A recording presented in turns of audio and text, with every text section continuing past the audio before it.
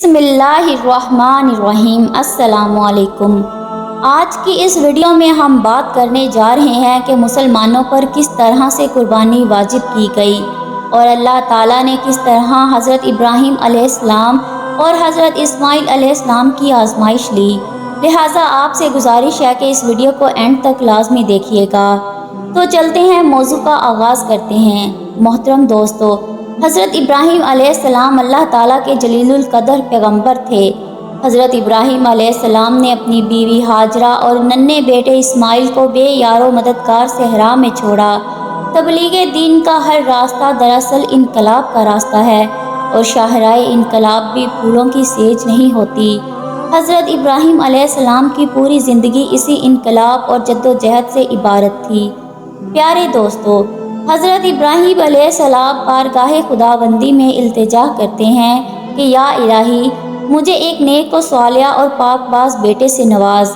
अल्लाह ताला दुआए इब्राहीम को बारगाहे इलाही में शरफ़ कबूलियत अता फरमाते हैं। बारगाहे खुदाबंदी से इन्हें एक अताअत गुज़ार बेटा अता होता है जिनका नाम इस्माइल रखा जाता है। बाप की आँखों का नूर और उसकी देरीना मोहब्बत और चाहतों का मरकज़ हज़रत इस्माईल अलैहिस्सलाम हज़रत इब्राहीम अलैहिस्सलाम की आखिरी उम्र का सहारा भी थे। बाप और बेटे के दरमियान इस बेपनाह मोहब्बत को देखकर अल्लाह रब्बुल इज़्ज़त ने इरशाद फरमाया कि ए इब्राहीम, अपने लख्ते जिगर हज़रत इस्माईल को हमारी राह में कुर्बान कर। गौर किया जाए तो यह हैरत का मुकाम है। अल्लाह के पैगंबर ये अच्छी तरह जानते हैं कि आज तक किसी इंसान की कुर्बानी का हुक्म नहीं दिया गया। वो इसको ले तो लाल से भी काम ले सकते थे और इनका कहना भी था क्योंकि ये हुक्म आपको ख्वाब में दिया गया। लेकिन पैगंबर के ईमानो अमल की रफ़तें देखिए। उन्होंने एक लम्हा तवक्कुफ़ किए बगैर ये सारा मुअज्जिज़ा अपने बेटे हज़रत इस्माईल को सुनाया, लेकिन उन्हें हुक्म नहीं दिया बल्कि उनसे राय पूछी।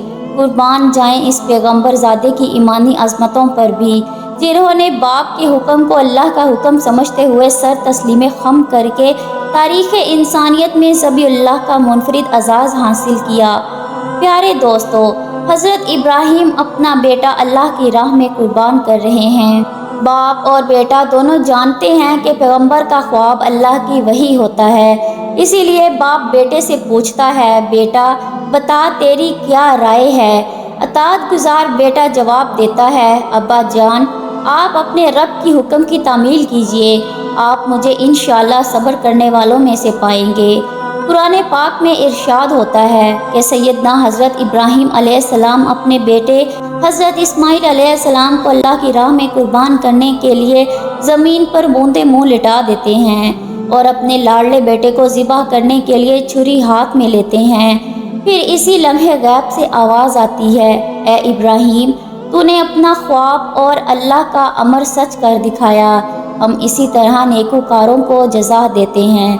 बहुत बड़ी आजमाइश और एक बहुत बड़ा इम्तिहान था। हज़रत इब्राहीम अलैहिस्सलाम इस नाजुक इम्तिहान में कामयाब व कामरान रहे। आसमान से एक दुम्बा आता है, तभी इरशाद बारी ताला होता है कि ए इब्राहीम, तेरी कुर्बानी कबूल हो गई। हमने इस्माइल की ज़िबा को एक अजीम ज़िबा के साथ फदिया कर दिया। हज़रत सैयदना इब्राहीम की कुर्बानी बारगाह अल्लाह में कबूल हो गई। प्यारे दोस्तों, ज़हन इंसानी में एक सवाल पैदा होता है कि हज़रत इस्माइल को बचाना ही मकसूद था तो फिर उन्हें अल्लाह की राह में कुर्बान करने का हुक्म क्यों हुआ, और अगर हुक्म हुआ भी तो उनकी ज़िंदगी को तलफ़्फ़ुज़ क्यों दिया गया। आखिर इसकी क्या वजह है और बचाया किस लिए गया कि इस पैगंबर की नस्ल पाक में नबी आखिरुज़्ज़मां हज़रत मोहम्मद मुस्तफ़ा सल्लल्लाहु अलैहि वसल्लम की विलादत बासआदत होना थी और बाब इब्राहीम अलैहिस्सलाम में ताजदार कायनात सल्लल्लाहु अलैहि वसल्लम को तशरीफ़ लाना था। इस तरह हज़रत इस्माइल के ज़िबह को जन्नत से लाए गए मेंढे की कुर्बानी की सूरत में अजीम ज़िबह के साथ बदल दिया गया और हज़रत इस्माइल अलैहिस्सलाम महफूज़ व मामूर रहे। प्यारे दोस्तों, हज़रत इस्माईल अलैहिस्सलाम को जब सन्ने बलोगत को पहुँचे तो मक्का मौसमा की वादी में अपने वालिद बुजुर्गवार हज़रत इब्राहीम अलैहिस्सलाम के साथ तशरीफ़ लाए। अल्लाह रब्बुल इज़्ज़त की तरफ से उन्हें काबतुल्लाह की तामीर का हुक्म हुआ। ये एक बहुत बड़ा एज़ाज़ था जो सरवर कायनात मोहम्मद मुस्तफ़ा सल्लल्लाहु अलैहि वसल्लम के जद्द अमजद के हिस्से में आया। پیارے دوستو، حضرت ابراہیم علیہ السلام کیا چنانچہ قرآن پاک میں اللہ تعالیٰ نے بار بار حضرت ابراہیم علیہ السلام کی داستان عظیم کو شاندار الفاظ میں بیان کیا۔ حضرت ابراہیم علیہ السلام پر آزمائشوں کا مرحلہ گزر گیا۔ کامیابی کا نور حضرت سیدنا ابراہیم علیہ السلام کی مقدس پیشانی پر چمکنے لگا۔